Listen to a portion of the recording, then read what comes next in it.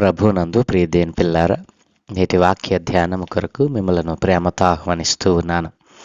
నేటి వాక్య ధ్యానముగా యెహెజ్కేలు గ్రంథము 18వ అధ్యాయము 31వ వచనాన్ని చదువుకుందాం.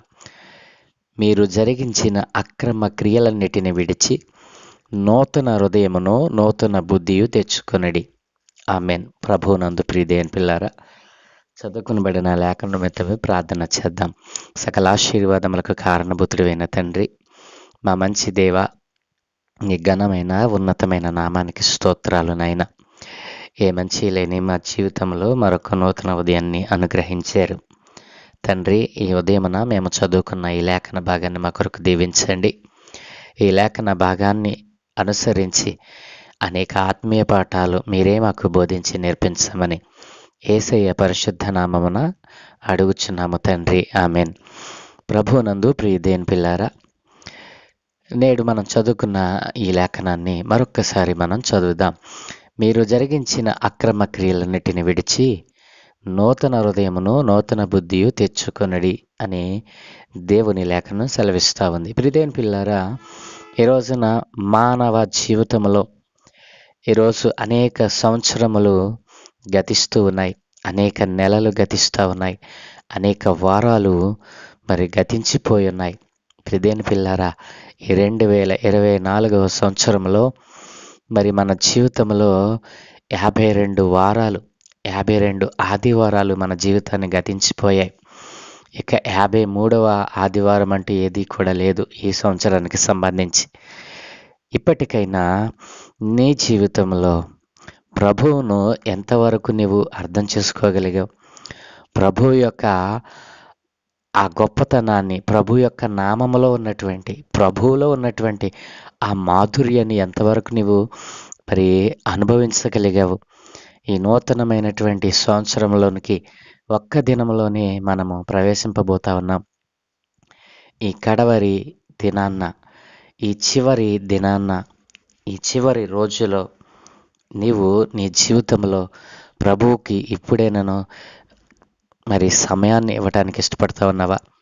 ప్రియదేని పిల్లరా, మానవుడు తాను లేచిన దగ్గర నుంచి అనేకమైనటువంటి మోసాలు, అనేకమైనటువంటి మరి దేవునికి వ్యతిరేకమైన క్రియలను కలిగి ఈనాటికి కూడా దేవునికి మరి అవమానం తెచ్చేవారిగా, దేవునికి దుఃఖాన్ని తెచ్చేవారిగా ప్రజలు మారుతూ ఉన్నారు, ప్రజలు జీవిస్తూ ఉన్నారు. ప్రియదేని పిల్లలారా, ఈనాడు దేవుడు మనతో మాట్లాడుతూ ఉన్నాడు.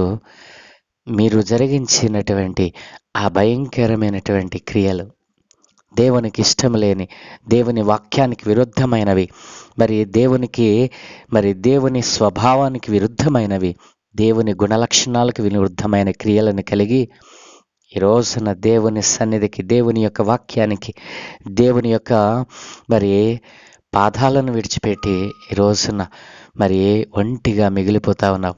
ఎన్ని సంవత్సరాలు నీవు ఈ జీవితాన్ని గడుపుతావు? నీ కుటుంబంలో ఉన్నటువంటి ఆ శోధన, నీ కుటుంబంలో ఉన్నటువంటి ఆ వేదన, నీలో ఉన్నటువంటి ఆ యొక్క హృదయ వేదనను ఎంతకాలం భరిస్తావు? నీ వలన అవుతుందా?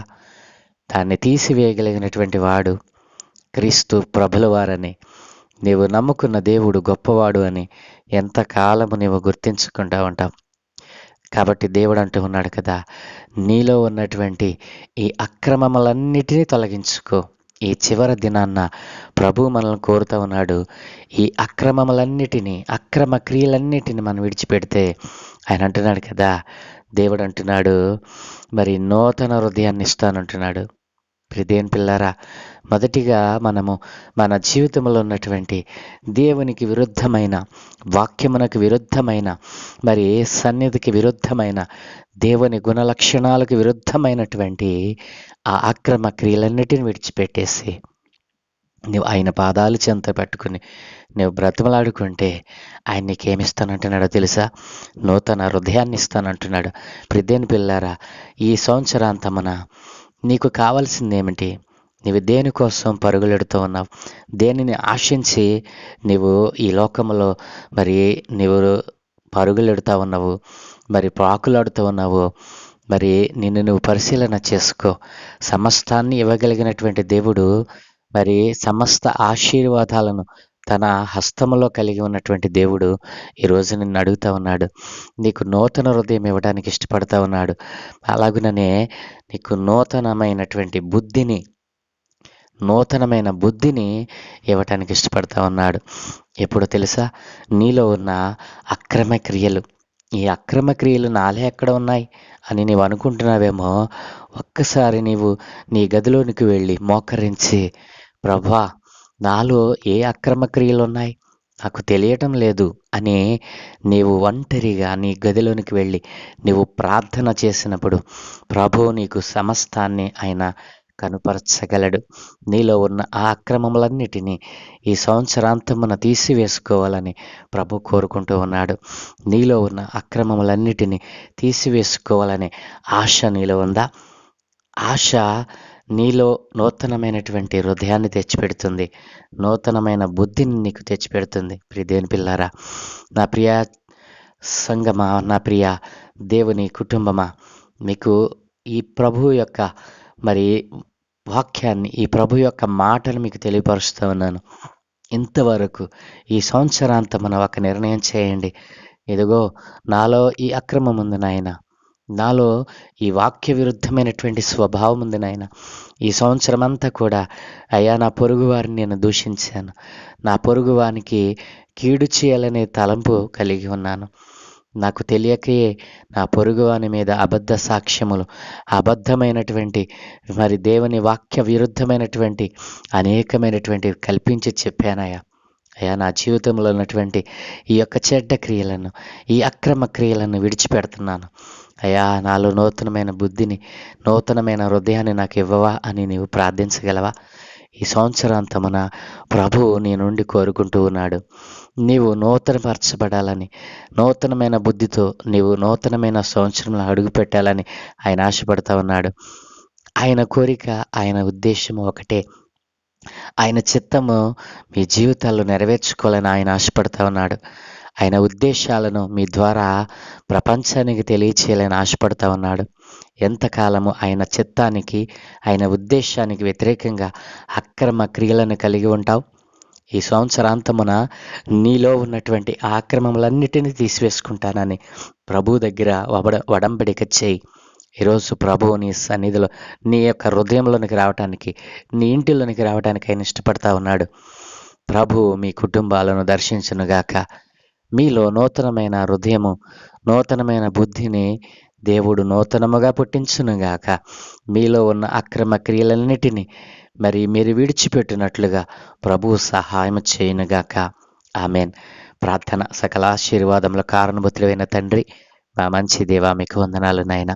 దేవా, ఈరోజు మేము చేసిన అక్రమ క్రియలు నైనా మా మీద సాక్ష్యం పలుకుతా ఉన్నాయి తండ్రి. అయ్యా, ఎవరైతేనైనా ఈ అక్రమమైన క్రియలను కలిగి ఉన్నారో వారందరూ నీ పాదాల చెంత వేడుకుంటూ ఉన్నారు నాయన. అయ్యా, వారిలో ఉన్నటువంటి ఆ అక్రమ క్రియలన్నిటిని తీసివేసుకొని నూతనమైన హృదయాన్ని, నూతనమైన బుద్ధిని పొందుకోవాలని ఆశపడతా ఉన్నారు నాయన.